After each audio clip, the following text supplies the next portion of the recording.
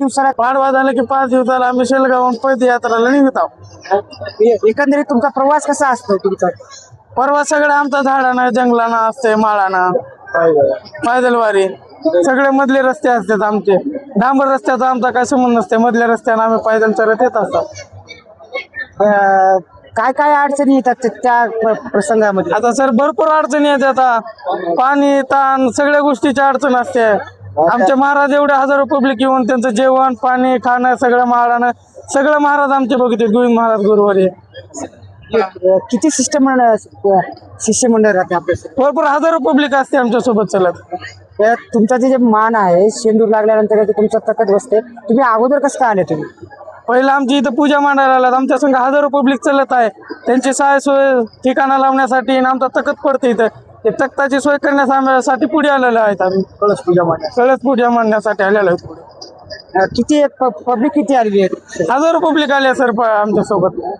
इथली जे व्यवस्था आहे ना सर, संडास नाही, बाथरूम नाही, त्यानंतर काय ते जे मंदिर प्रशासन आहे ना, कुठल्याही आजपर्यंत केले नाही. काय म्हणतात मंदिर?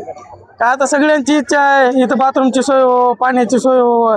आमच्या सगळ्या यात्रेकरूंना त्याचा भरपूर त्रास होत आहे.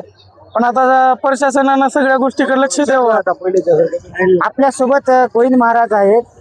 इथले जे स्थानिकचे आमदार आहेत सुधीर मुनगंटीवार आहेत, ते तुमच्या परिचयामधले आहेत. इथले जे राहण्याची व्यवस्था नाही, संडास बाथरूमची जी व्यवस्था नाही, त्या बाबतीत प्रशासनाला काय काय म्हणतात?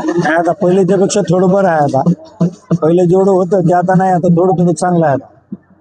तुमच्या मार्फत निवेदन देऊन इथली व्यवस्था होईल असे होय होणं चालू आहे ना. थोडं थोडं आता बोलणं चालू आहे. गेला करतो म्हणजे गोविंद महाराज म्हणल्याप्रमाणे येणाऱ्या काळामध्ये तिथे भक्ती निवास आणि संडास बाथरूमची व्यवस्था आणि स्वच्छ पाणी करण्याची चांगली पाठपुरवठा करणार आहे. नांदेड न्यूज, नांदेड.